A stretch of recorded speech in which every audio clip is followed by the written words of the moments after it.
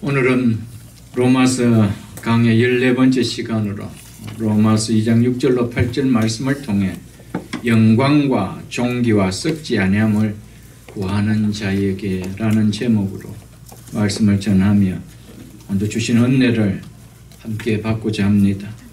로마서 2장은 하나님을 마음에 두기 싫어하는 자가 아닌 누구보다도 하나님을 잘 알고 있다며 하나님을 마음에 모시고 있다고 생각되는 유대인들을 향해 던지는 메시지였다라고 말씀드렸습니다.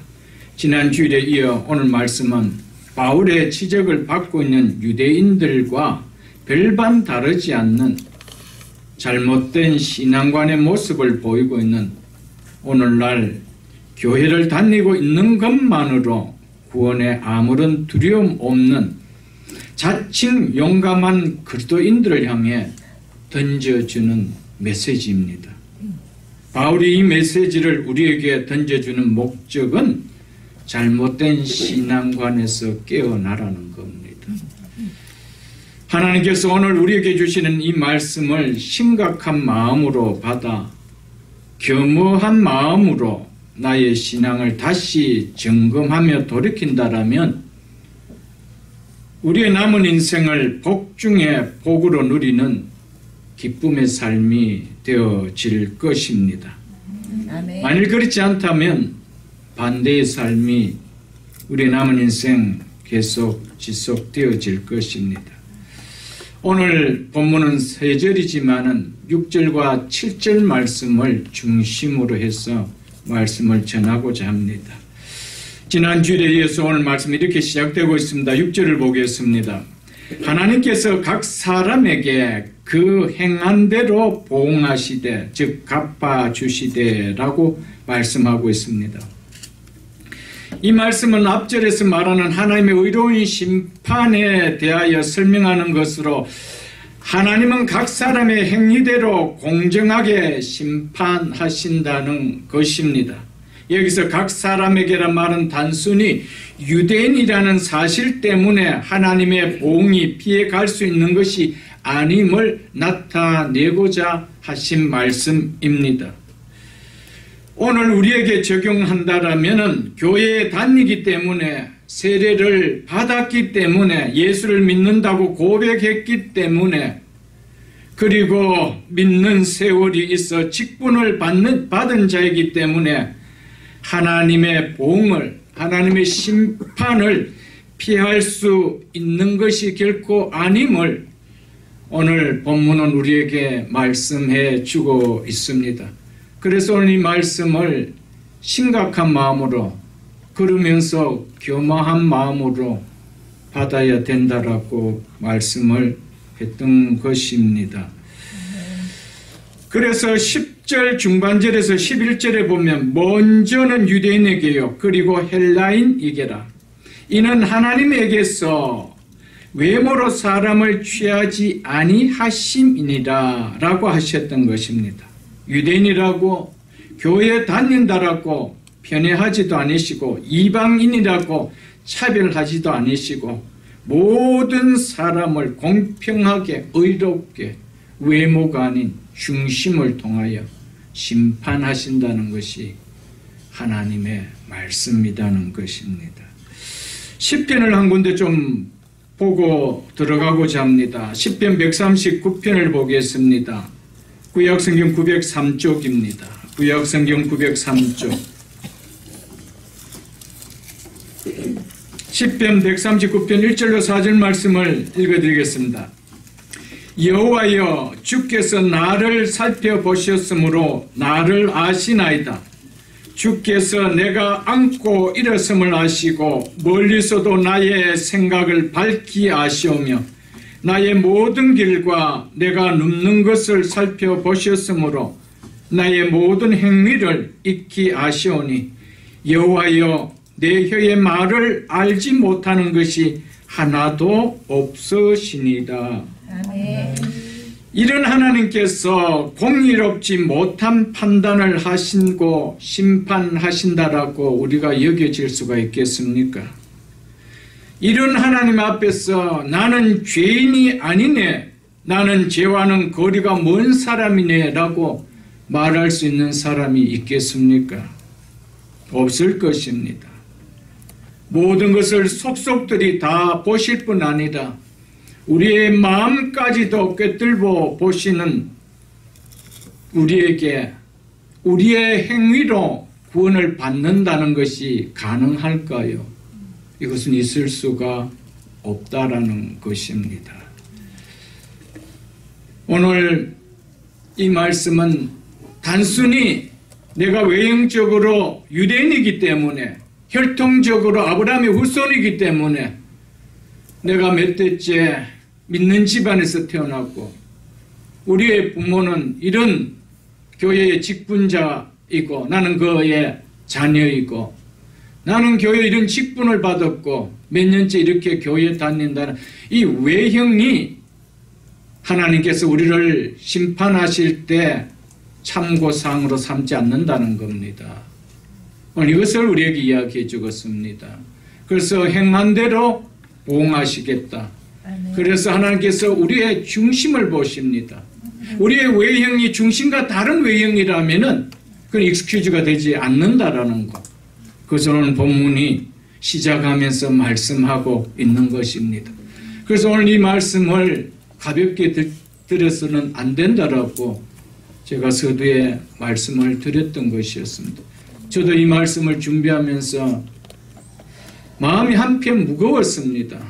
이 말씀을 어떻게 전해야 되는가. 그러나 하나님 말씀을 가감한다라면은 말씀을 맡은 목사가 아니라는 생각이 되어서 오늘 말씀을 있는 그대로 전하며 그 말씀 앞에 우리가 진솔하게 우리를 돌아볼 수 있다라면 우리 남은 인생은 정말 행복한 인생이 되고 그렇지 않더라면 우리는 늘 두렵고 떨림 속에서 그렇게 살아가는 신앙밖에 되어지지 않을 것입니다. 여기서 바울이 각 사람에게 하나님께서 각 사람에게 자기의 행위대로 판단한다라고 하실 때 그 판단은 무엇을 구분한다는 판단일까요? 바울은 분명하게 하나님 앞에서 의로운 자와 의롭지 못한 자를 나누는 판단을 이야기하는 것입니다. 이 땅에 각양각색의 사람들이 살고 있습니다. 그렇지만 이 다음 하나님 앞에 설 때는 두 분류에 속한 사람으로 나누어지는 것은 나누어질 수밖에는 없습니다. 어려운 자로 판단받는 사람에 속한 분류와 어렵지 못한 판단을 받는 사람에게 속한 이 두 분류 속에 나는 한 분류에 속해질 수밖에 없는 것입니다. 우리가 이 땅을 살아갈 동안에 내가 이 두 분류 중에 어느 분류에 속한 자로 판단을 받을 것을 확신하며 사는 것보다 기쁨의 삶이 있으며 평강을 누리는 행복의 삶이 있을까요, 여러분? 나는 분명히 의로운 자에 속하는 분류 속에 들어간다는 확신을 가지고 신앙생활을 해간다면 우리의 삶은 얼마나 기쁘고 행복할까요? 그렇지 못하고 뭐 이렇게 산들 저렇게 산들 난 예수 믿지 않느냐 라고 했는데 이 다음 내 심장이 머물고 눈을 떠본 것은 나는 기대치도 못했던 불못이라면 어떡하겠어요, 여러분들? 그것은 목사도 모르는 거예요. 그거는 여러분 자신과 하나님만이 아시는 이야기입니다. 그렇기 때문에 이 땅에 아무리 빌딩을 갖고 있고 천만금의 현금을 금고 속에 두고 살아간다 하더라도 마지막 내 인생의 종착이 불못이라면 아무런 의미가 없는 거예요. 우리는 오늘 이 말씀을 좀 힘있게 은혜롭게 받으십시오. 우리가 무슨 일이 있어도 하나님 앞에 나는 의로운 자 속에 들어갔다는 확신 속에서 이 땅에 주어진 삶을 살아가야 됩니다. 그거 다 팽개치고 거기에 목말라 살아간다라면 우리는 이 다음 앞에 하나님 우리의 중심을 보신 하나님 앞에 우리는 피할 것이 없기 때문에 사도 바울은 로마서를 통하여 믿는다라고 자칭하고 있는 자들을 향하여 경고의 메시지를 던져주고 있는 말씀이라는 것이죠. 여기서 각 사람에게 그 행함대로 할 때 행함은 단순히 외형적으로 보인 이 행함만을 말하지 아니하고 우리의 마음과 생각까지 다 꿰뚫어 보시는 행함을 이야기를 하고 있습니다. 그렇기 때문에 우리가 외형적으로 드러낸 행함의 동기까지 아시기 때문에 드러난 외형의 행위에 하나님은 결단코 속지 않으시고 바르게 판단하신다는 겁니다. 그것이 바로 의로운 판단, 의롭게 판단하신다는 말씀입니다. 우리가 잘 아는 사도행전 5장에 나오는 아나니아와 삽비라 사건을 생각해 보면 도움이 될 것입니다. 분명히 이들은 외적으로 드러난 행위만 본다면 하나님 앞에 칭찬받을 만한 행위였습니다. 그런데 성령 하나님께서 그들의 마음을 보실 수 있기 때문에 비록 그들이 외형적으로 드러낸 행위가 칭찬받을 만한 일임에도 불구하고 하나님 앞에 거짓된 행위였기에 하나님의 심판을 받게 되었음을 우리는 잘 알 것입니다. 그렇기 때문에 외형으로 심판받는 것이 아니라는 겁니다. 하나님은 우리의 마음속의 생각의 행위까지도 마음의 행위까지도 보시는 하나님이라는 사실을 기억해야 됩니다. 성경은 어디서나 구원이 행위를 근거로 하지 않는다라고 가르쳐 주고 있습니다. 구원은 반드시 믿음에 근거하여 이루어진다라고 일관되게 성경은 가르치고 있습니다. 그런데 오늘 본문은 각 사람에게 그 행한 대로 갚아주신다라고 말씀하시면서 마치 구원이 행위를 근거로 일어나는 것처럼 우리가 착각이 되어질 수 있는 말씀입니다. 그러나 이것은 이어지는 7절과 10절까지를 보면 알겠지만은 바울은 영생을 즉 구원을 받을 분류와 영생이 아닌 하나님의 진노를 받을 분류의 행위를 설명하고 있는 말씀이라는 것입니다. 이런 행위를 통해서 구원을 받고 받지 않는 것이 아니라 믿음을 통해 구원받은 자들에게 반드시 행위가 그들의 구원의 근거는 아니지만 구원의 증거가 되기 때문이라고 말씀하고 있는 것입니다. 사도 바울은 자신의 서신을 통해서 일관되게 외쳤던 것이 뭐였습니까? 그것은 예수 그리스도를 믿음으로 구원받는다라는 하나님의 의가 나타난 이 복음 외에는 다른 복음이 있을 수 없다라는 것이 사도 바울이 자신이 쓴 서신을 통하여 외쳤던 내용이었습니다. 이런 바울이 어떻게 행위로 구원을 받는다라고 썼다라면 그는 이단이죠. 그가 스스로가 다른 복음을 전한 이단이 되어집니다. 그렇기 때문에 오늘 이 이야기는 행위로 구원받는다는 말이 아닙니다. 믿음에는 믿음을 드러내는 반드시 행위가 있다는 것이죠. 그것이 진짜 믿음이라는 그걸 이야기를 하고 있다는 것이죠. 예수 그리스도를 믿음으로 어렵다 함을 받은 그리스도인은 비록 그 삶이 완전하지 않으며 또 여전히 죄의 경향 속에 살아가고 있습니다. 그럼에도 불구하고 이들의 삶에는 부정할 수 없는 예수 그리스도를 믿음으로 어렵다함을 받았다라는 의의 증거가 배어나오는 삶이 묻어나온다는 것입니다. 아니 묻어나올 수가 없다는 것이죠. 그렇기 때문에 설령 우리가 완전하지는 못하고 또 여전히 어렵다함을 받았지만은 죄악된 몸을 가지고 죄악 세상에서 살아가기 때문에 아니 죄를 지을 수가 없습니다. 그러나 우리의 삶 속에서 배워나오는 것은 나는 의롭다함을 받았다라는 그 은혜를 드러내는 배어남의 삶이 있다는 겁니다. 그것이 없다라면은 그는 입술로 믿습니다라는 형식밖에 아니라는 것이죠. 구원은 언제나 믿음에 동반되는 행위가 따르기 때문에 행위로 심판하시는 것뿐입니다. 구원의 표준은 믿음입니다. 그러나 심판의 표준은 행위라고 성경에서는 말하고 있습니다. 왜냐하면 우리가 이 땅을 살아갈 동안에 표현하며 행한 일이 바로 내가 구원받은 믿음의 사람인지 아닌지를 나타내는 삶을 실제로 보여주고 있기 때문입니다.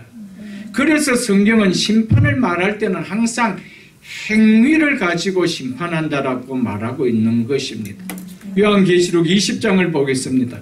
성경 제일 마지막 장에 가까운 우리 20장을 보겠습니다. 요한계시록 20장 12절로 13절 말씀을 제가 읽어드리겠습니다. 또 내가 보니 죽은 자들이 큰 자나 작은 자나 그 보좌 앞에 섰는데 마지막 주님이 재림하셔서 심판하실 때의 모습을 기록해 놓은 것입니다. 이렇게 심판한다는 겁니다. 책들이 펴있고 또 다른 책이 펴졌으니 곧 생명책이라. 죽은 자들이 무엇을 따라 자기의 행위를 따라 책들에 기록된 대로 심판을 받으니 바다가 그 가운데 죽은 자들을 내어주고 또 사망과 음부도 그 가운데 죽은 자들을 내어주며 각 사람이 자기의 행위대로 심판을 받고라고 이야기합니다. 뭐대로 심판을 받는데? 행위대로 심판받는. 22장도 여러분 한번 보겠습니다. 22장. 요한계시록 22장 11절로 12절 말씀을 보겠습니다. 불의를 행하는 자는 그대로 불의를 행하고 더러운 자는 그대로 더럽고 의로운 자는 그대로 의를 행하고 거룩한 자는 그대로 거룩하게 하라. 보라, 내가 속히 오리니 내가 줄 상이 내게 있어. 여기에서 상이라고 할 때 물론 1차적으로는 구원을 받은 의로운 자, 거룩한 자에게 주는 구원의 상을 이야기하지만 이 앞절에 다 했을 때 봤을 때 이것은 심판과 구원을 이야기하고 있습니다. 내가 줄 심판이, 내가 줄 구원이 말이죠. 내가 줄 상이 내게 있어. 각 사람에게, 각 사람이 뭡니까? 불의한 자와 의로운 자에게 이 말이죠. 앞에서 이야기했는 그들에게 그가 행한 대로 갚아주리라. 믿습니까 여러분? 성경은 심판은 반드시 행위로 심판하겠다고 얘기했습니다. 구원은 믿음으로 구원한다라고 말씀하셨는데 이것은 믿음과 행위는 절대로 나눠질 수 없는 하나인 것을 성경은 말해주고 있기 때문입니다.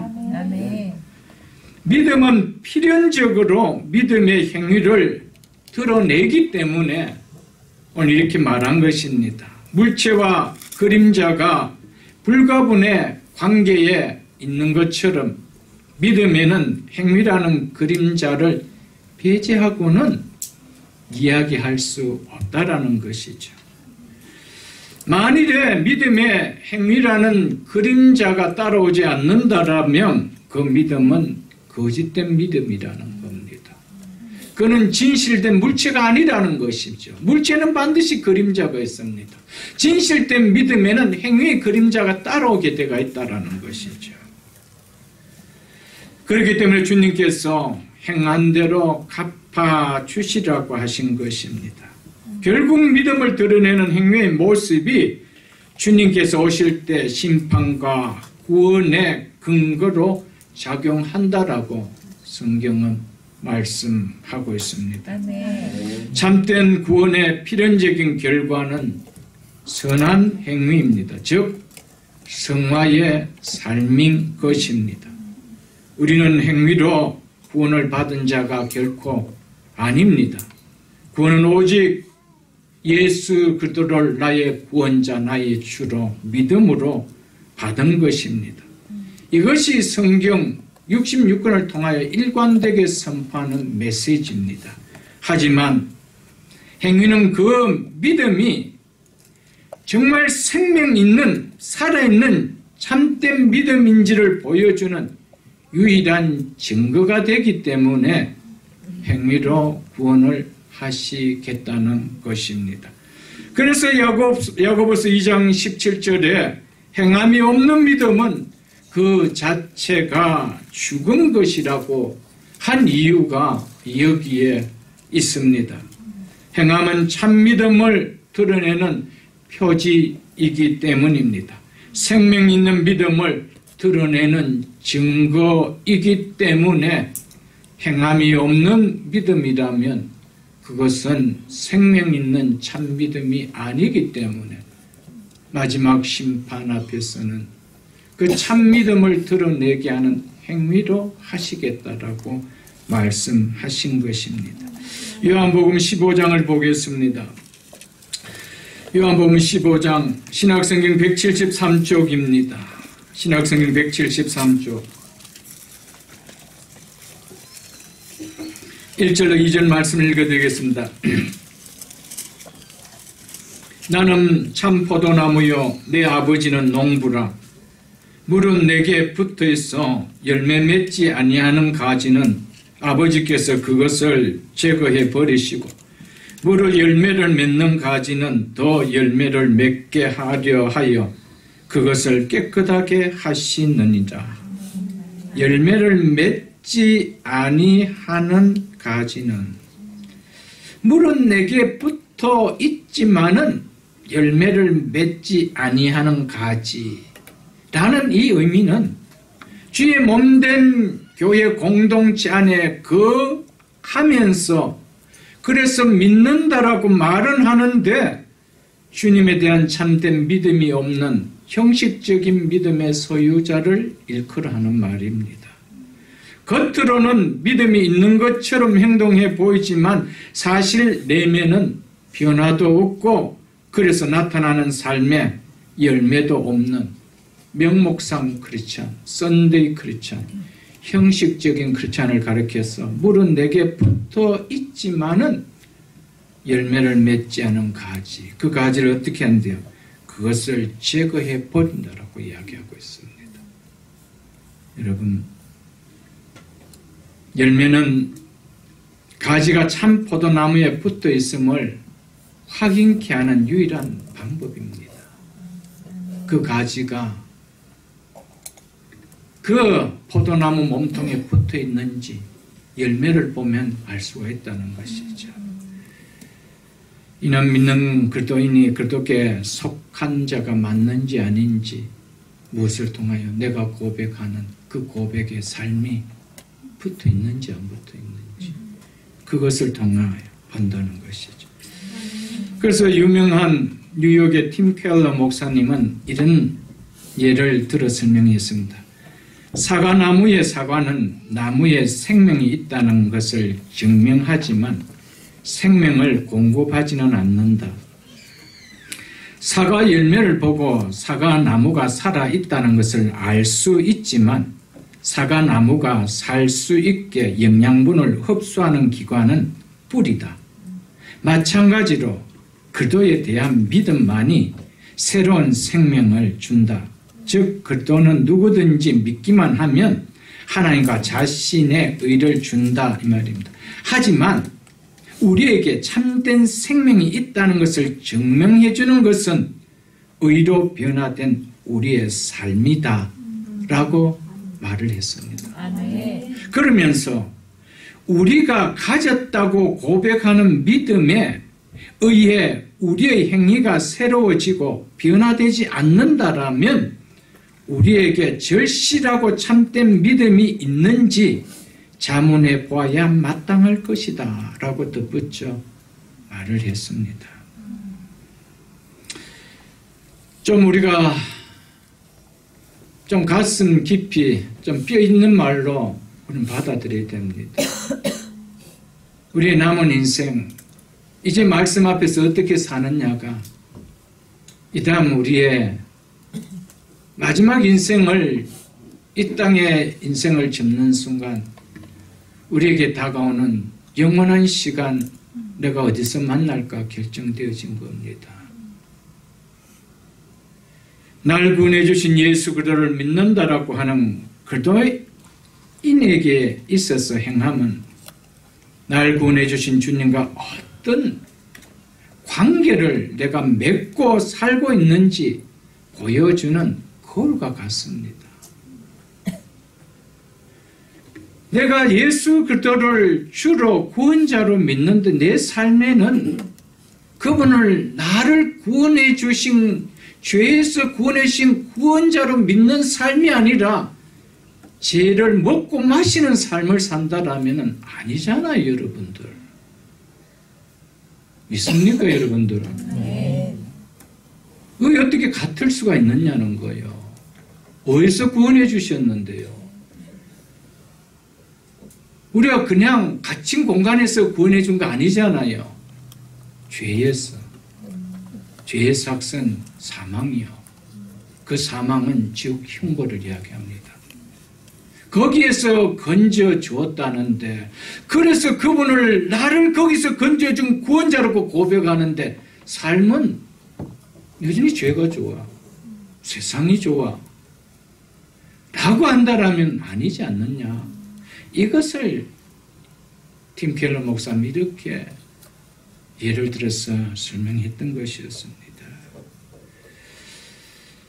사랑하는 성도 여러분, 예수를 믿으며 교회에 나오는 교인들 가운데 예수를 믿지 않으면 구원받지 못한다라는 진리에 대해서 이것을 부정하는 사람이 있습니까? 예수 그리스도를 믿지 않고 구원을 받는다. 우리의 구원은 오직 예수 그리스도를 믿는 데 있다. 이 사실을 부정할 사람이 있나요?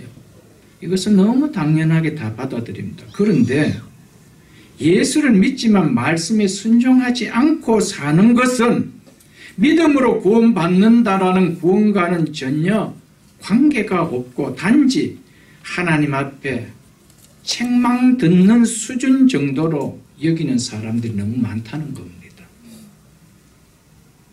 그게 문제라는 것이죠. 그런데 그것을 성경이 어디 그렇게 이야기하나요? 그건 자기가 만든 자기의 신앙이죠. 그거 없습니다, 여러분들. 구원은 분명히 믿음으로 말미암아 구원을 받는다. 예수 그리스도를 믿지 않고는 구원이 일어날 수 없다라는 이 진리는 다 받아들입니다. 그런데 믿는 자의 삶이 아무렇게나 살아도 그는 구원과 관계없고 이 다음 하나님 앞에 섰을 때 책망받는 정도밖에는 아니다라고 하는 그런 자신감의 이야기 어디서 나옵니까, 여러분들? 거기에 대한 책임을 여러분 질 수 있나요, 이 다음에? 여러분, 그건 결코 좁은 길로 가는 것이 아니에요, 여러분들. 넓은 길로 가면서도 생명의 길이라고 한 것은 그건 자기 복음입니다. 그건 성경의 복음이 아니에요, 여러분들. 그런데 문제는 교회 안에 있는 사람이 너무 많다는 거예요. 그러니까 오늘날 교회 오면은 다 그래 믿으니까 다 그렇게 따라가는 거예요. 그 교회 안에서 지옥으로 향하는 사람의 수가 결코 적지 않다는 겁니다. 심판은 반드시 하나님께서 말씀을 통하여 심판합니다. 아멘. 믿습니까, 여러분? 아멘. 법이 없는데 무엇을 가지고 심판하십니까, 여러분들? 하나님 반드시 말씀을 가지고 심판하는 거예요. 아멘.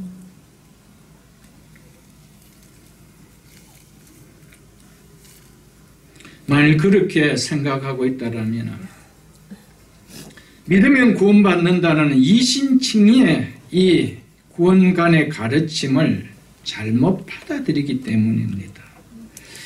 믿으면 구원받는다. 예수 그리스도를 믿으면 구원받는다. 이건 당연한 진리입니다.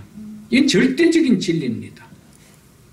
그런데 이것을 믿으면 구원받는다라는 이 믿음 속에 드러나는 구원이 단지 믿으면 구원받는다는 것으로 칭의의 구원으로서 끝나느냐? 아니라는 것이죠. 구원은 동전 양면과 같이 칭의로 의롭다 하심으로 구원을 받았다라면 의롭다함을 나타내는 성화가 일어나는 것이 구원이라는 거예요. 아멘.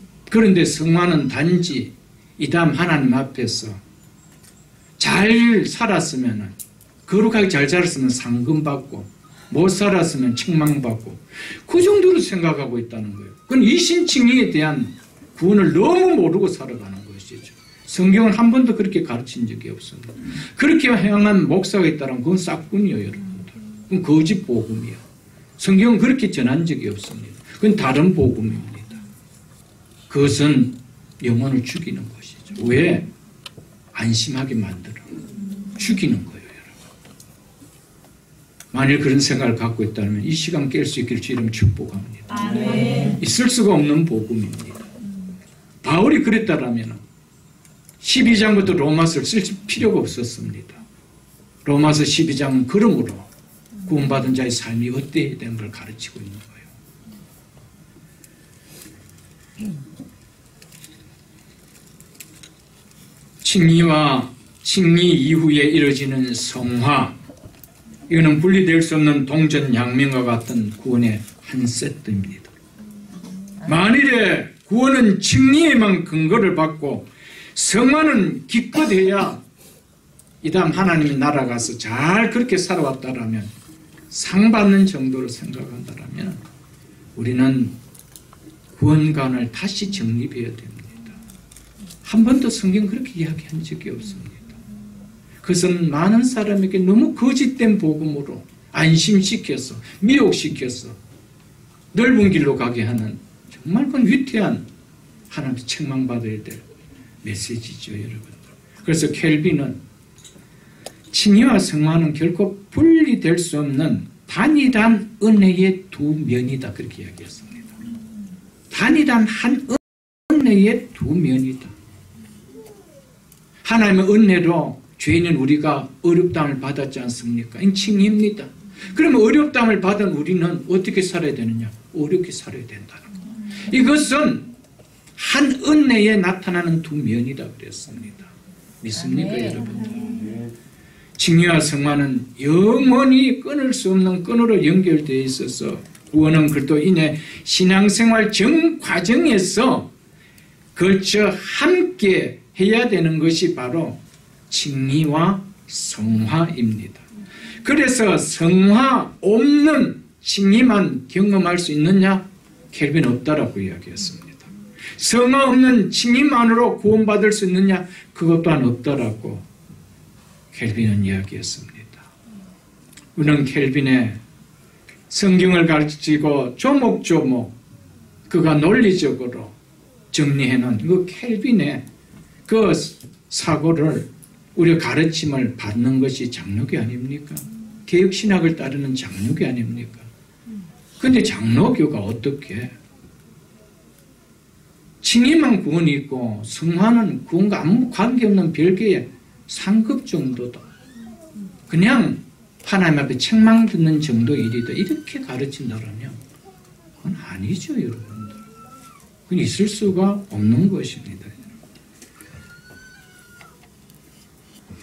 그리스도의 성화의 삶은 예수 그리스도로 말미암아 의루어졌음을 믿는 그리스도인의 삶의 존재 방식이 성화입니다. 아멘. 우리가 어떻게 해서 그리스도인이 되었습니까?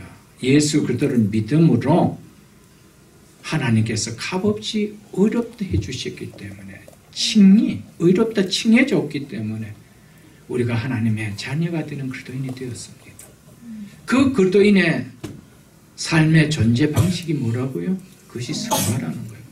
나는 의로운 자를, 의로움을 받는 자라는 그 의로움을 드러내는 삶, 그것이 크리스찬의 삶이라는 것이죠. 아멘.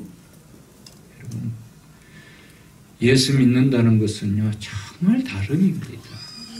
그래서 구별됐다라고 해서 우리를 성도라 불러준 거 아니에요, 여러분들. 아멘. 근데 너무 자기 생각으로 성경을 쓰고 믿는 사람이 너무 많다는 것이죠. 차라리 자기가 교회를 새로 하나 짓는 교단을 만들지요. 그런 사람들끼리 모여서 만드는 이단 클럽을 하나 만드는 게 낫죠, 여러분. 무슨 이야기입니까? 거기서 비켜갈 수 없습니다, 여러분. 오늘 바울은 그걸 이야기하고 있습니다. 목사도 못 비켜갑니다. 목사가 매주 설교한다라고 아닙니다. 네가 그렇게 살지 못한다면 네도 가짜라는 거예요. 그래서 야고보 사도가 야고보 선생 뭐라고 이야기했습니까? 내가 많이 성생되기를 좋아하지 말라 그랬습니다. 그만한 책임이 있다는 것이죠.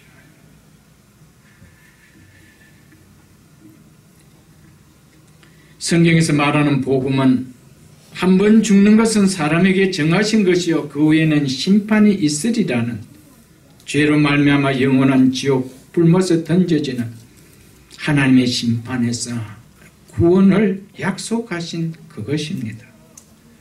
그래서 죄인인 우리를 예수 그리스도로 말미암아 의롭다함을 받을 수 있는 길을 주신 하나님의 의가 나타난 복음이 하나님의 심판을 피할 수 없는 죄인인 우리에게 기쁨의 소식인 복음이라는 것이죠, 여러분들. 아멘. 그렇다면 죄로 말미암아 하나님의 진노, 하나님의 심판으로부터 구원받은 이것이 예수 그리스도를 믿는 그리스도인에게 있어서는 신앙의 목표입니다. 우리 목표가 뭐라고요? 우리는 하나님의 심판을 피하고 하나님의 자녀로 영원한 기업을 받는 이것이 우리 신앙의 골입니다. 목표라는 거죠. 그래서 베드로전서 1장 9절에 믿음의 결국, 즉 믿음의 목표는 곧 영혼의 구원을 받음이라고 사도 베드로는 명백하게 우리가 예수 그리스도를 믿는 목표가 뭔지를 말해주고 있습니다.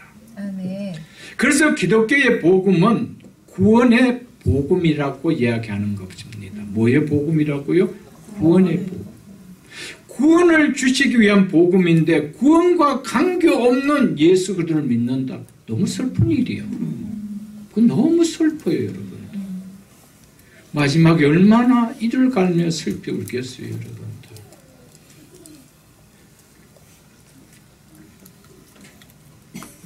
기독교의 복음은 처음부터 인간 구원에 있습니다.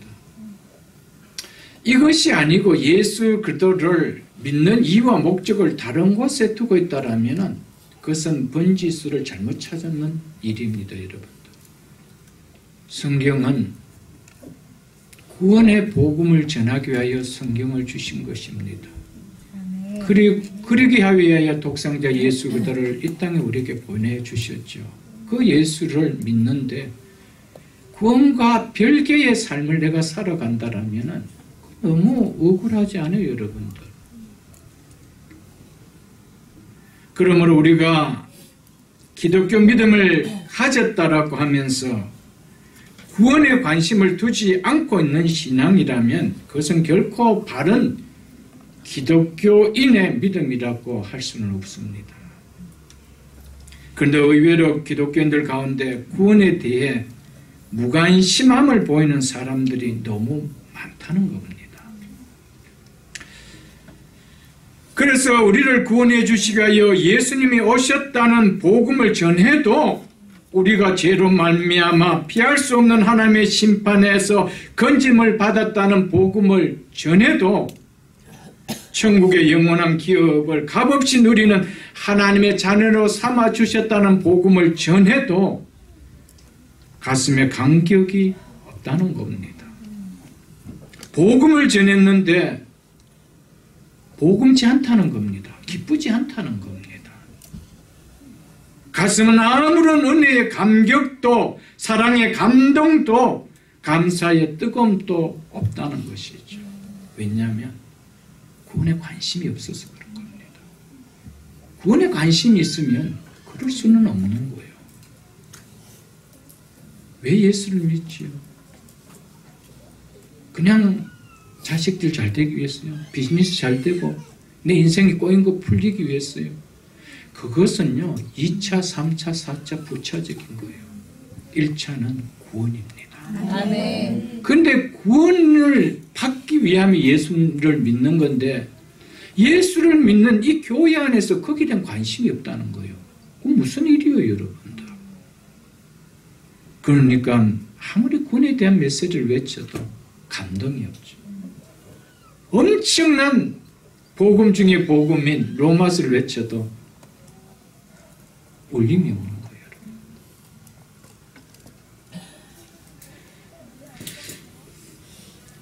그럼에도 교회 다니는 것으로, 그래서 일정한 시간이 지나서 세례를 받아 기독교 신자가 된 것으로 성경에서 말하는 구원은 이미 내가 받은 것으로 여긴다 라고 생각되어서 더 이상 구원에 대한 고민도 감격도 감사도 찾아볼 수 없다라고 한다면 이건 정말 문제입니다. 여러분. 우리의 믿음의 골은 영혼의 구원이 있기 때문에 구원의 이야기는 하면 할수록 감사하고 기쁘고 가슴이 뛰는 거예요. 아멘. 근데 이것이 별로 관심이 없는 거예요. 이런 메시지 말고 다른 메시지, 우리를 충만하게 위로해 주는 메시지. 여러분, 예수 그리스도의 십자가를 통하여 죄 용서를 받고 우리를 하나님의 자녀가 되어주는 이거보다 위로가 있나요, 이 땅에? 무슨 돈을 안겨준들 그것이 여러분들 죽음의 임종 앞에 위로가 될 수 있나요, 여러분? 없는 것이요, 여러분들. 신구약 66권 성경이 전하는 핵심이 뭡니까? 그것은 바로 죄 가운데 있는 인간을 구원한다는 이 메시지입니다. 이 구원의 메시지가 핵심인 하나님의 말씀인 성경을 믿고 있다는 기독교인이 어떻게 구원에 대한 관심도 덜 알고 싶어하는 사모함도 찾아볼 수 없는 그런 모습을 우리가 취할 수 있나요, 여러분들? 교회에 나오는 것만으로 내가 예수 믿는다라고 하고 있는 자신의 생각만으로, 그리고 시간이 지나 교회에 어떤 직분을 받은 것으로 구원은 마치 확정된 사실인 양, 마치 자기는 천국에 들어간 영순위자처럼 그것에 대해 더 이상 사모함도 걱정함도 없는, 그러면서 땅의 것만 사모하며 그것들로 걱정 근심하며 간다라면, 그것도 씩씩하게 그렇게 살아간다라면 문제예요, 여러분들. 오늘 이 말씀은 우리 각자가 들어야 됩니다. 이거는 누가 들어야 될 이야기도 아닙니다.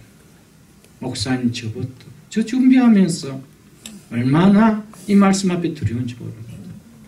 정말 목사라서 하나님 앞에서 내 마음과 겉이 달라진 것은 없는가? 여러분, 우리 마음과 겉으로 드러나는 것이 같아야 되는 겁니다. 그렇지 않다면 이것은 모든 것이 자기의 의입니다. 하나님 보실 때 그건 네 의였지 않느냐? 그건 두렵습니다, 여러분. 저가 설교하면서도 그건 네 의였지 않느냐? 여러분, 이런 소리를 들을 수 있다는 거예요.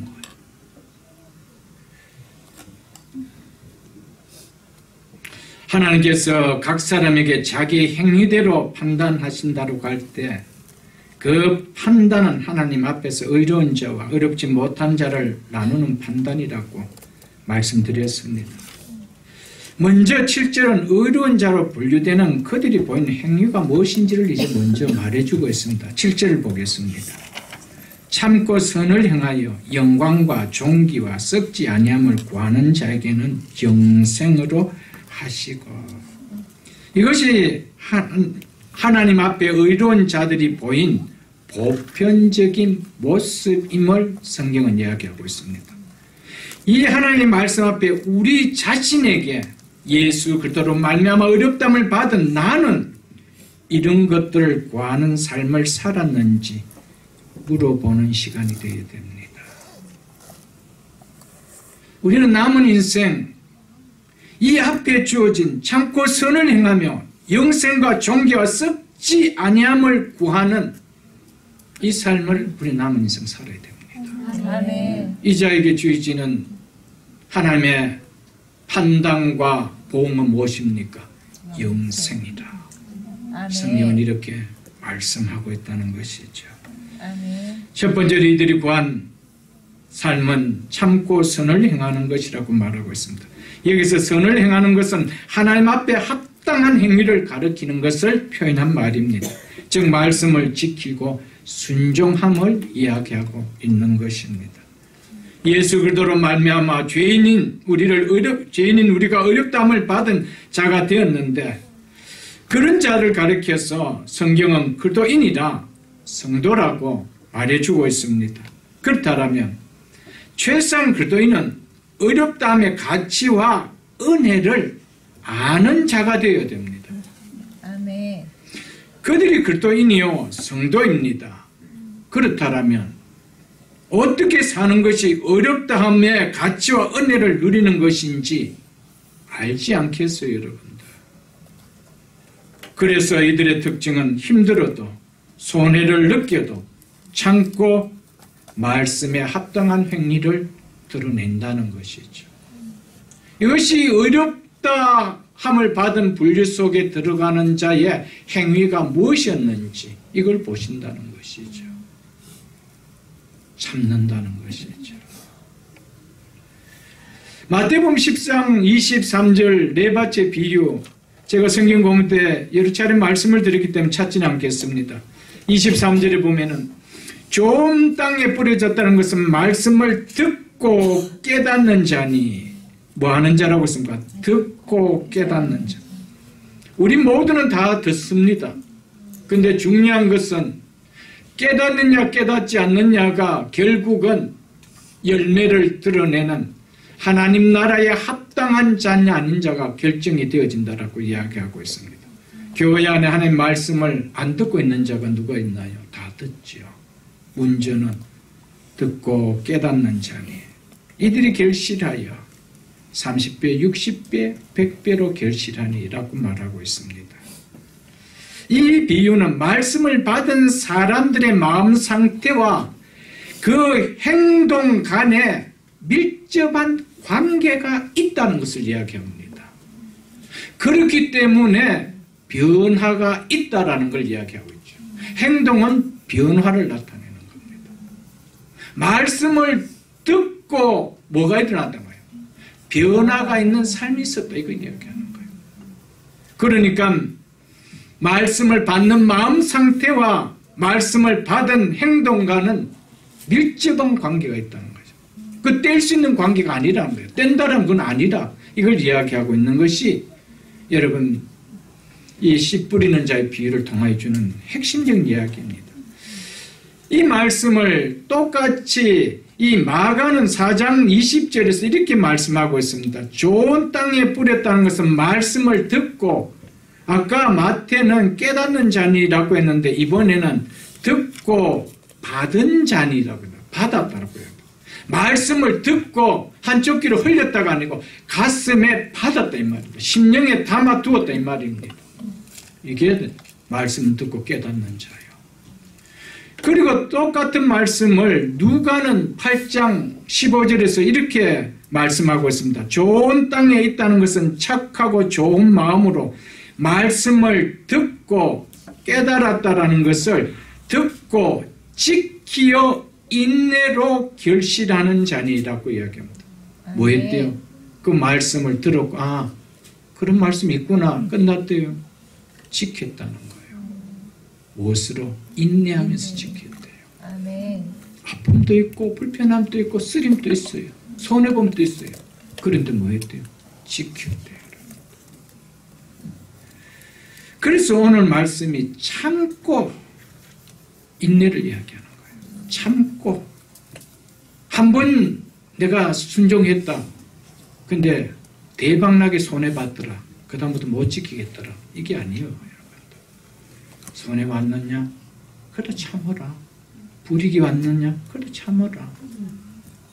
이것이 바른 믿음을 드러내는 행위라고 성경은 이야기하고 있는 거라는 것이죠, 여러분들. 아멘. 사랑하는 성도 여러분, 구원이라는 것은요, 하나님이 계신 천국 복음을 이 천국 복음이 깨달아지는 눈이 떠지고요, 귀가 열리는 것이 구원입니다. 아무리 목사가 성경을 펴서 보여주고 선포를 해도 그 눈이 열리지 않고 귀가 열리지 않으면 우리 속에 구원이 일어날 수가 없는 거예요. 구원은 언제 일어났냐? 하나님의 계신 말씀 앞에 내 눈이 열리는 거예요. 그래서 그 말씀이 보이는 거예요. 그리고 귀가 열려서 그 말씀이 들리는 거예요. 그래서 듣고 깨달았다는 말은 그 말입니다. 그 자들에게 30배, 60배, 100배의 결실이 있는 구원함을 얻게 됨을 이야기합니다. 이 결실함이 없는, 이 변화가 없는 것은 이 천국에 들어갈 수 있는 자가 아니라는 것이 내 밥 비유를 통하여 보여주는 복음이죠, 여러분들. 그래서 마태복음 13장 16절에서 주님은 너희 눈은 봄으로 너희 귀는 들음으로 복이 있다라고 말씀했습니다. 여러분과 저의 눈과 귀는 복 있는 눈이요 복 있는 귀입니까? 그러면 구원받은 자죠. 이 말씀이 보여지고 이 말씀이 들려진다면 우리는 복된 자입니다. 믿으시면 아멘? 아멘. 그런데 의롭다함을 받았다라고 스스로 믿고 있으나 그것을 귀하게 여기지 않는 분류가 있습니다. 그 사람들의 특징은 결코 끝까지 인내하며 참지 못하고 중도에 힘들고 어려움이 있으면 포기한다는 겁니다. 그것을 보여준 비유가 바로 길가밭, 돌짝밭, 가시덤불밭을 통해 보여주죠. 이 밭의 특징이 주님 뭐라고 했습니까? 말씀을 듣고 즉시 기쁨으로 받는 모습을 보이지만 믿음으로 인해 손해나 불이익이나 어려움을 만나게 되면, 그리고 세상의 여러 가지 염려와 재물과 세상 즐거움의 유혹이 일어나면 기쁨으로 받았던 말씀을 끝까지 붙들고 가지 못하고 중도에 버리는 자다라고 이야기했습니다. 여러분, 끝까지 가지 못하는 것, 그래서 열매를 맺지 못하는 것은 아닙니다. 그래서 주님께서 마지막 심판하실 때 참고 인내를 보는 거예요. 참고 선을 행하는 거예요. 참고 말씀을 지키는 거예요. 이것을 이야기하고 있습니다. 히브리서 3장 14절을 한번 보겠습니다. 355쪽입니다. 히브리서 3장 14절 신약성경 355쪽입니다. 우리가 시작할 때에 확신한 것을 끝까지 견고히 잡고 있으면 그도와 함께 참여한, 즉 영원한 기업을 상속받는 자가 되리라. 믿습니까, 여러분들? 그도와 함께 영원한 기업, 이것을 상속받는 그 일에 참여자가 되기 위한 조건이 뭐라고 히브리서 3장 14절에 이야기하고 있습니까? 우리가 시작할 때에 무엇으로? 믿음으로 시작할 때에 확신했던, 믿음은 구원이 있다, 우리는 하나님의 나라에 이 기업을 받는다, 이 확신은 언제까지?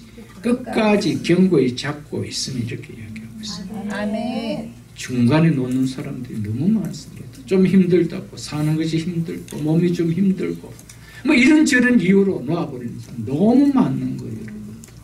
성경은 그래도 괜찮느냐? 주님도 내 밥 비유를 통해서 아니라고 이야기하고 있습니다. 히브리서 저자도 끝까지 견고히 잡으면 그도와 함께 참여하는 자가 되리라. 믿으십니까, 여러분들? 요한계시를 한번 볼게요, 여러분들. 요한계시록을 14장을 여러분 한번 보겠습니다. 요한계시록 14장 12절로 13절 보겠습니다. 성경제는 마지막 요한계시록 14장 12절로 13절 보겠습니다.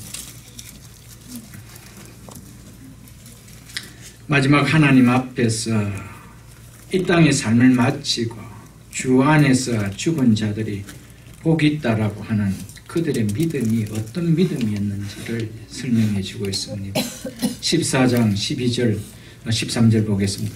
성도들의 인내가 여기 있나니, 성도에게는 반드시 무엇이 요구된다라고 이야기하고 있습니다. 인내가. 요한계시록 우리 한번 시간 되면 찾아보십시오. 인내라는 이야기가 여러분들 요한계시록 2장에만 해도 몇 차례 나옵니다. 그들은 하나님의 계명과 예수에 대한 믿음을 지킨 자니라. 이것이 인내 없이 지킬 수 있나요, 여러분? 절대 지킬 수 있는 거 아니에요. 왜? 예수 믿을 때 얼마나 많은 불이익과 손해가 초대교회 당시에는 있었는지 모릅니다. 그들은 하나님의 계명과 예수에 대한 믿음을 뭐로 지켰대요? 인내로 지켰다는 것이죠. 여러분. 또 내가 들으니 하늘에서 음성이 나서 이르되 기록하라. 지금 이후로 주 안에서 죽은 자들이 복이 있다. 주 안에서 죽은 자들의 믿음이 바로 이 믿음인 것을 이야기합니다. 마지막까지 예수 그리스도에 대한 신앙 잃지 않고 죽은 자들을 말하죠. 이들의 육신의 죽음이 뭐가 있다라고 해요? 복이 있다라고 성경은 이야기합니다. 그러면서 성령이 이르시되 그러하다.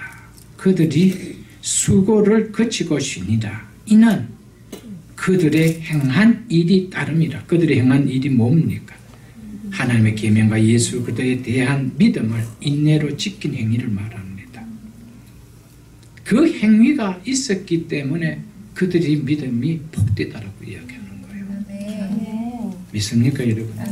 마태복음 24장 11절로 13절 이거 보기 전에 우리가 계시록을 한번 피웠으니까 19장은 한번 피워보겠습니다. 19장.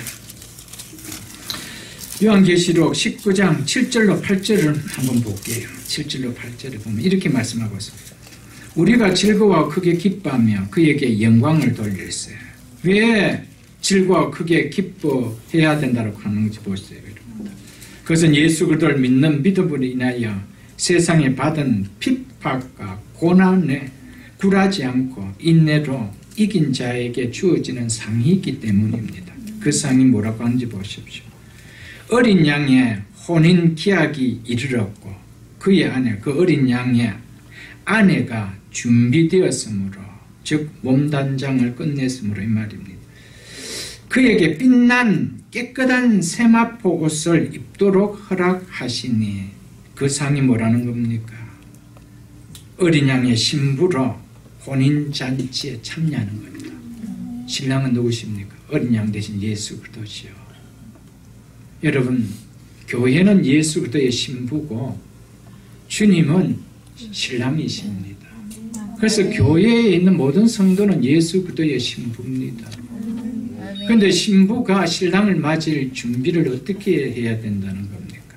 세마포 옷을 입도록 그들에게 허락한대요. 이게 이 땅에 살아면 그들에게 주어진 축복입니다. 그런데 이 세마포 옷은 뭐라고 이야기합니까? 성도들의 옳은 행실이다.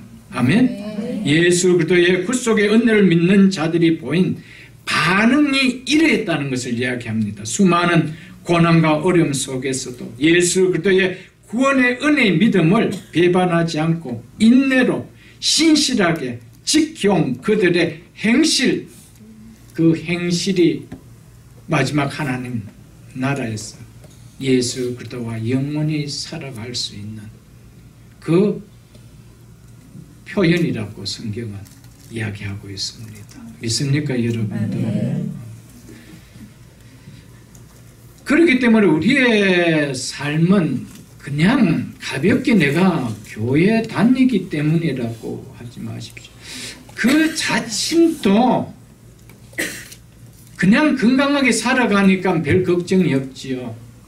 어느 날 생각지도 못했는데 건강진단을 받으러 갔다가 3개월밖에 살지 못하는 청천벽력 같은 진단을 받으면은 여러분, 내가 지나온 날의 삶이 그냥 생각될까요?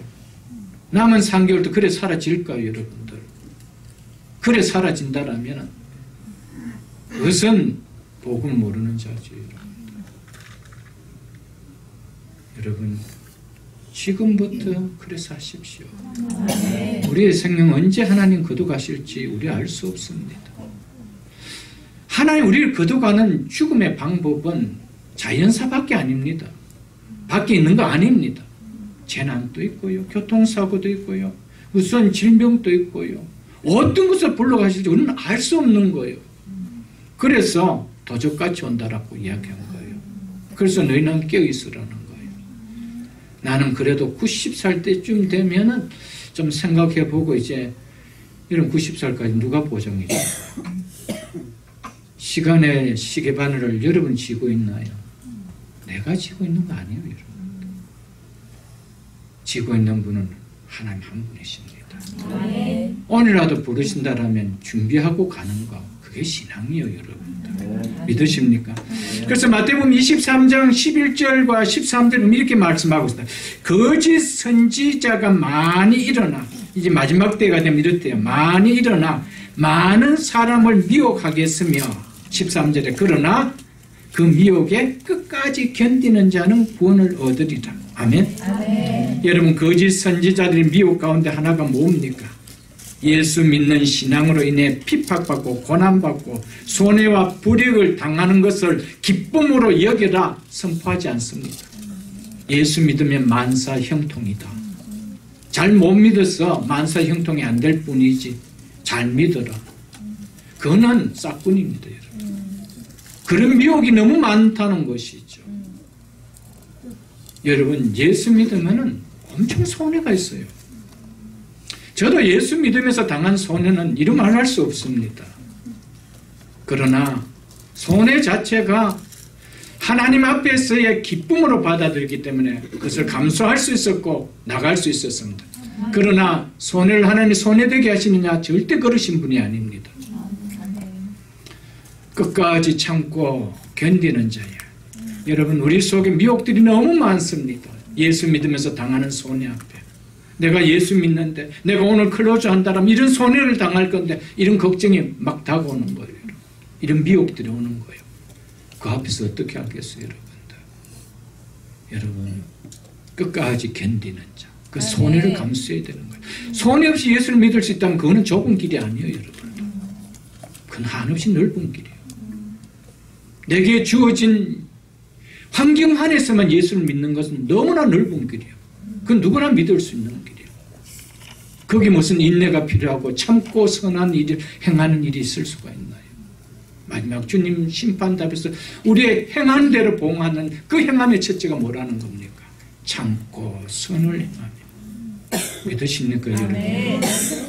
그렇기 때문에 이 다음 주님 앞에 서면은요, 여러분 결코 많은 숫자가 아닙니다. 한국 대형교회 목사님 한 분 가운데 베델교회 와서 설교하면서 그런 말씀하셨다는 것을 제가 간접적으로 들었습니다. 교회 안에 구원받을 자가 40%도 안 됩니다. 그랬어요. 그 목사님이 당신 교회를 바라보실 때 그래요. 그 목사님은 너무나 복음적인 우리 교단 목사님입니다. 훌륭하신 목사님입니다. 그럼에도 그렇게 이야기한 거예요. 여러분, 정신 똑바로 차리지 않으면 우리의 신앙이 죽음 앞에서 물거품 되어버리는 거예요. 그것만큼 우리가 지난날 살아왔던 사람들이 애석한 삶이 있겠어요. 그래서 더 슬피 울며 이를 갈미 되는 거 아니겠어요, 여러분들?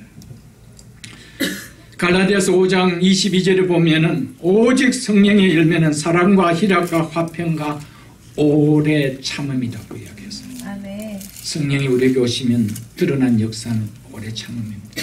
고린도전서 13장 4절에 이렇게 말씀하고 있습니다. 사랑은 오래 참고 6절과 7절에 보면 사랑은 불의를 기뻐하지 아니하며 진리와 함께 기뻐하고 모든 것을 참으며 모든 것을 믿으며 모든 것을 바라며 모든 것을 견디느니라. 아멘. 아멘. 여러분과 제가 주님을 사랑하십니까? 아멘. 사랑은 모든 것을 오래 참는데요. 아멘. 모든 것을 견딘대요. 예수님께서 부활하신 후 디베라 바다에서 고기 잡는 제자들에게 찾아와 베드로에게 뭐라고 이야기했습니까? 3번이나 네가 나를 사랑하느냐? 그 물음 앞에 베드로의 대답이 무엇입니까? 내가 주를 사랑하는 줄 주께서 아시나이다. 그렇게 고백했어요. 내가 주를 사랑하는 줄 주께서 아시나이다. 그는 입술의 고백이 아니고 베드로의 남은 생애에 말씀을 지키는 인내의 삶으로 드러냈습니다. 주님을 사랑하십니까? 아멘. 사랑은 오래 참습니다. 사랑은 모든 것을 참으며 모든 것을 믿으며 모든 것을 바라며 모든 것을 견딘다라고 했습니다. 오늘도 주님 우리에게 묻습니다. 네가 나를 사랑하느냐? 근데 그 조금 어려움 때문에 나를 버리느냐? 그것 때문에 뒤집게 하느냐? 묻습니다. 여러분. 과거 입술로 사랑했을 때 베드로는 뒤집게 했습니다. 그러나 그가 정말 예수 그리스도의 사랑을 깨닫고 났을 때 생명까지 내어주는 참고 견딤의 믿음을 드러냈습니다. 이름만이 이 다음에 주님 앞에 보상받을 수 있는 봉하는 영생이 주어진다라고 오늘 성경은 기록하고 있으면 우리는 두 눈으로 생생하게 보고 두 귀로 생생하게 들을 수 있는 축복의 시간 될 수 있기를 주의 이름으로 축복합니다. 아멘. 두 번째로 의로운 자로 판단받는 자의 구하는 삶은 영광, 하나님의 영광을 구하는 삶이라고 이야기하고 있습니다. 로마서 5장 1절로 2절을 한번 보겠습니다. 로마서 5장 1절로 2절 한번 보겠습니다. 그러므로 우리가 믿음으로 어렵다 하심을 받았으니 우리 주 예수 그리스도로 말미암아 하나님과 화평을 누리자. 또 그로 말미암아 즉 예수 그리스도로 말미암아 우리가 믿음으로써 있는 이 은혜에 들어감을 얻었으며 무엇을 바라고요? 하나님의 영광을 바라고 즉 하나님의 영광에 이르게 될 참여하게 될 소망을 품고라고 이야기하고 있습니다. 그리고 즐거워하느니라. 의로운 자가 소망하는 것이 뭐래요? 하나님의 영광을 바라는 것이다. 이거 이야기하고 있습니다. 믿습니까 여러분들? 아멘. 여러분과 저의 삶 속에 이 하나님의 영광을 바라보는 이 믿음의 삶이 있냐는 것입니다. 그래서 8장도 보십시오. 로마서 8장 17절로 18절을 읽어드리겠습니다. 자녀이면 또한 상속자고 하나님의 상속자요 그리스도와 함께한 상속자니 우리가 그리스도와 함께 무엇을 받기 위하여? 영광을 받기 위하여 고난도 함께 받아야 할 것이라. 18절 보겠습니다. 생각하건대 현재의 고난은 장차 우리에게 나타날 영광과 이 하나님의 영광과 우리에게 주어질 그 하나님의 영광과 비교할 수 없도다. 이 영광을 바라는 자는 우리 현재의 삶 속의 아픔을 우리는 묵묵히 참습니다. 이것을 바라보지 않기 때문에 무엇을 바라봅니까? 이 땅의 그의 영광을 바라보기 때문에 이 땅의 영광에 내가 놓친다라면 그 견딜 수 없다는 것이죠. 그러나 하나님의 영광을 바라본다라면 이 땅에서 우리에게 주어진 이 현재의 고난, 예수 그리스도를 믿는 것 때문에 불이익을 당하는 고난, 이 손에 담는 고난, 기쁨에 감당하죠. 뭘 바라보기 때문에? 하나님의 영광을 바라보기 때문에. 이거 바라보는 삶을 네가 살았느냐? 이거 본다는 거예요. 그러니까 우리 행위가 극명하게 믿음의 행위인지 아닌지 드러납니까? 안 나는가? 나는 거예요, 여러분. 난다는 것이죠.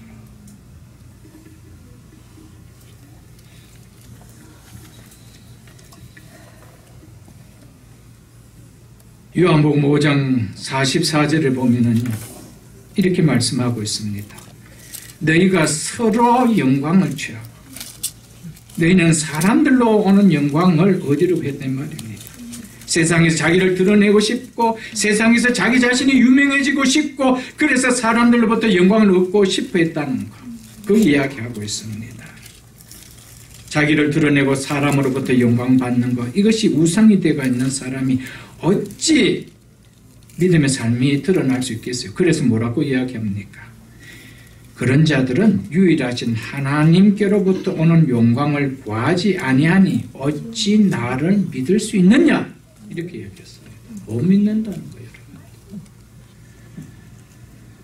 여러분. 공부를 많이 하셨습니까? 많은 학문을 가지셨습니까? 그것으로 나를 드러내는 훈장을 만든다면 그건 크리스찬이 아닙니다. 하나님께 영광 돌리는 훈장이 되어야 됩니다. 아멘. 좋은 잡을 갖고 계십니까? 좋은 비즈니스를 하고 계십니까? 성공한 나의 면모를 그것으로 드러내려고 해서는 안 됩니다. 그건 그렇지 아닙니다. 나의 영광을 취하게 되면은 하나님을 믿는 것은 형식이 됩니다. 교회 안에서도 모든 액션이 나를 드러내고자 함이 되어집니다. 하나님 앞에 영광 돌리는 것, 이거 외에는 다른 길이 없어요. 여러분, 하나님의 영광을 바라보는 자만이 하나님의 영광을 드러내고 싶어 하는 삶을 사라지게 되어져 있는 것입니다. 그래서 먹든지 마시든지 무엇을 하든지 다 하나님의 영광을 위하여 하라는 이 말씀을 아멘으로 받아들입니다. 아멘. 믿으십니까, 여러분들? 아멘. 세 번째로 의로운 자로 판단받는 자들이 구하는 삶은 종기를 구하는 삶이라고 이야기하고 있습니다. 종기를 구하는 삶. 이것은 하나님께서 우리를 자녀 삼아 주신, 우리에게 주신 종기함을 이야기합니다. 내가 어떤 자인지 이거 깨닫고 살아가는 삶입니다. 하나님의 진노의 자녀가 하나님의 영광스러운 영원한 기업을 값없이 누리는 하나님의 자녀가 되었다는 이 존귀함, 이것을 내가 붙들고 살아가는 이 삶. 그런데 여러분, 내가 하나님의 자녀가 되었다는 이 존귀함을 누리고 있다면 내가 사단 자식과 같은 삶을 내가 살 수 있을까요, 여러분들?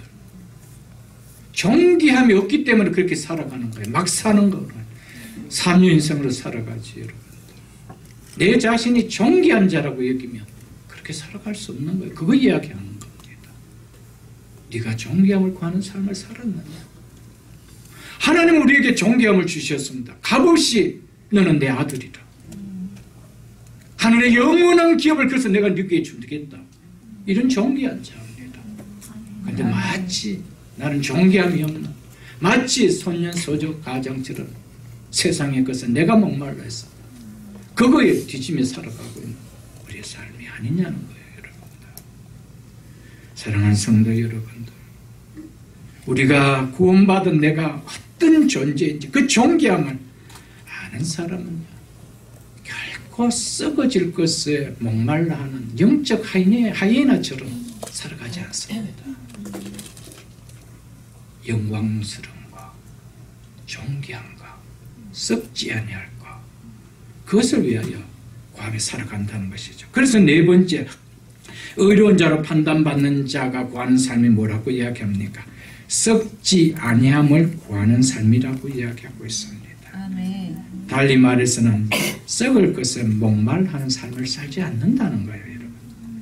그래서 요한복음 6장 27절에 우리 주님께서 뭐라고 이야기했습니까? 잘 아는 말씀이죠. 너희는 썩을 양식을 위하여 일하지 말고 영생하도록 있는 양식을 위하여 일하라고 말씀했습니다. 아멘. 여러분, 모든 사람은 다 장래에 썩어질 육신을 위해, 썩을 양식을 먹기 위해, 그것을 취하기 위해, 그것을 누리기 위해 열심히 일하고 열심히 공부합니다. 믿는 크리스찬도 마찬가지입니다. 그런데 신자와 불신자의 차이가 뭘까요? 세상 사람들은 썩어질 양식을 먹고 썩어질 이 육을 온전히 위해서 살아가지만, 우리는 비록 썩어질 양식을 먹지만은 이 썩어질 몸을 가지고 썩지 않을 영광을 가진 그분의 영광을 드러내는 삶을 산다는 겁니다. 아멘. 이게 다르다는 것이죠. 우리는 똑같이 썩어질 양식 먹고 삽니다. 그러나 그것을 목말라 하지는 않는다는 것이죠. 왜? 그것이 하나님 앞에 영광이 되지 않는다는, 거기에 목말라 하지 않는다는 겁니다. 하나님의 영광을 드러내는 그 삶을 살기 위함이라는 것이죠. 사랑하는 성도 여러분들, 우리에게 구원을 주신 하나님의 뜻이 무엇인지, 주님과 바른 관계에 있는 사람은 결코 우리의 인생의 목적을 이 땅에 썩어질 것에 목적 두고 살아가지 않습니다. 그것을 산더미처럼 쌓아두고 살아가려고 하고 있지 않습니다. 있는 줄을 족하게 여기며 그것 때문에 하나님 있는 신앙을 버리게 만드는 삶은 살지 않습니다. 아멘. 묻고 있습니다. 우리에게 너는 썩어질 것을 구하며 사느냐? 썩어질 것을 구하며 살지만은 이것에 목말라고 살고 있느냐 묻고 있어요. 여러분. 그런데 영생이 주어진 의로운 자에 속한 자는 그것을 구하는 자가 아니래요. 그렇기 때문에 이 다음에 우리가 하나님 앞에 설 때에 우리의 행실로 판단할 때 나 그거 아닌데라고 할 수 있나요? 여러분? 나 교회 다녔는데요 라고 할 수 있느냐라고 묻고 있는 거예요. 그래서 제가 오늘 이 말씀이 가벼운 말씀이 아니라고 이야기한 거예요. 여러분들. 한 곳 성경을 보겠습니다. 여러분들. 베드로전서 1장을 한번 볼게요. 377쪽입니다. 377쪽. 377쪽. 베드로전서 1장 3절로 4절 제가 읽어드리겠습니다. 우리 주 예수 그리스도의 아버지 하나님을 찬송하리다. 그의 많으신 긍휼대로 예수 그리스도를 죽은 자 가운데서 부활하게 하심으로 말미암아 우리를 거듭나게 하사 산 소망에 있게 하시니 하나님 자녀로 거듭난 성도가 바라는 산 소망에 이어서 뭐라고 하는지 보십시오. 썩지 않고 더럽지 않고 쇠하지 않는 유업을 있게 즉 물려받게 하시나니 곧 너희를 위하여 어디에 간직한 것이라 하늘에 간직한 것이라. 이거 구하고 살아가고 있느냐? 이거 바라보고 살아가고 있느냐? 이 땅에 너희들이 썩어질 것을 취하는 이유와 목적이 뭐냐는 거예요. 썩어지기 위한 거냐? 썩지 않을 것을 위해서 그것을 힘쓰고 있느냐? 이거 묻고 있는 것이죠, 여러분들.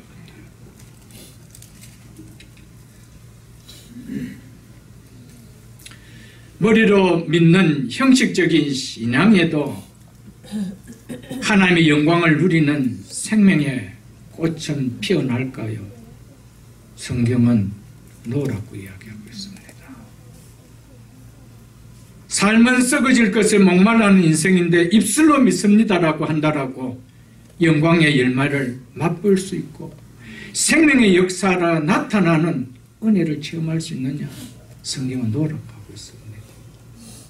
우리 어차피 예수 믿는 거 아니에요, 여러분들. 예수 믿는 골이 뭡니까? 영혼의 구원받는 거 아니에요, 여러분. 이 영원한 기업에 들어가는 거 아니에요, 여러분. 그렇다라면 내 생각을 가지고 예수 믿는 거 좀 내려놓으십시오. 성경이 뭐라고 이야기하고 있는지, 구원을 제시한 그분이 뭐라고 말씀하고 있는지 여기에 우리가 목말라야 되는 거 아니에요, 여러분. 로마서 8장 5절로 6절을 보겠습니다. 로마서 8장 5절로 6절에 바울은 이렇게 말하고 있습니다. 육신을 따르는 자는 육의 일을, 영을 따르는 자는 영의 일을 생각하느니, 다른 말로 해서 육을 따르는 자는 썩어질 일을, 영을 따르는 자는 썩지 않은 일을 생각한다 이 말입니다. 육신의 생각은 뭐요? 사망에 결국 썩어질 것밖에 안 되겠죠. 영의 생각은 생명과 평안입니다. 믿으십니까, 여러분? 그래서 썩지 않을 것을 구하는 자에게 주시는 복은 성경 뭐라고 해요? 영생이라고 한 거예요. 갈라디아서 한번 보겠습니다. 갈라디아서 6장 신약성경 309쪽입니다. 신약성경 309쪽.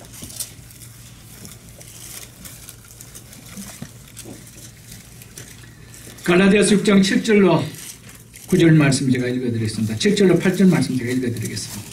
스스로 속이지 말라. 하나님은 업신 여김을 받지 아니하시나니 사람이 무엇으로 심든지 그대로 거두리라. 자기의 육체를 위하여 심는 자는 육체로부터 썩어질 것을 거두고, 이 말이 뭡니까? 썩어질 것을 위하여 심는 자는 이 말이에요. 그래서 육체로부터 썩어질 것을 거두고 성령을 위하여 심는 자는 성령으로부터 영생을 거두리라. 아멘. 네. 이 말씀을 귀담아 들을 수 있기를 바랍니다. 나는 이 땅에서 썩어질 것을 구하는 삶을 살아왔고 목말라면서 살아왔고, 그런데 교회에 다녔다는 이유 하나만으로 주님 나 모르십니까 할 때 주님은 나는 너를 도무지 모르겠다. 불법을 행한 자. 이 답밖에 우리가 들을 거 없습니다, 여러분들. 저도요, 이제 나이가 조금 접어들면서 하나님 부르시는 때가 언제일까? 라고 생각하면 요즘 살아갑니다. 그걸 생각하면 정말 잘 살다 가야 되겠다는 이 생각밖에 없어요. 여러분은 목사이기 때문에 믿음 좆대를 생각할지 모르겠지만 하나님 목사로서의 주신 또 다른 위치에 믿음이 있는 거예요. 내가 거기에 걸맞는 삶을 살아가고 있는 거예요. 내가 하나님 뜻에 합당하게 메시지를 전하고 목회 생활을 하고 있는 거예요. 덜 두려운 거예요. 돌아보는 거예요. 여러분, 우리의 인생 그리 길지 않습니다. 그리 길지 않아요, 여러분들. 조만간 다 아이고 여기서 만나고 하는 그런 날이 옵니다. 근데 누구나 안 보이네. 이러면 어떻게 해요, 여러분들? 아직 올 때가 안 되었는가? 이런 이야기하면 벌써 올 때가 되었는데 이런 생각하면서 가슴 아프게 주면 안 돼요, 여러분. 잘 살아야 됩니다. 아멘. 이거밖에 우리에게 축복이 없어요, 여러분. 아멘? 아멘. 8절 보고 말씀 맺겠습니다. 8절 제가 짧게 전하겠습니다. 오직 당을 지어 진리를 따르지 아니하고 불의를 따르는 자에게는 진노와 분노로 하시느니라. 이 말씀은 의로운 자로 판단을 받는 분류와 반대로 어렵지 못한, 즉 경건치 못한 자들로 분류되는 자들이 보인 행위가 무엇인지를 말해주고 있습니다. 그 첫 번째가 뭐예요?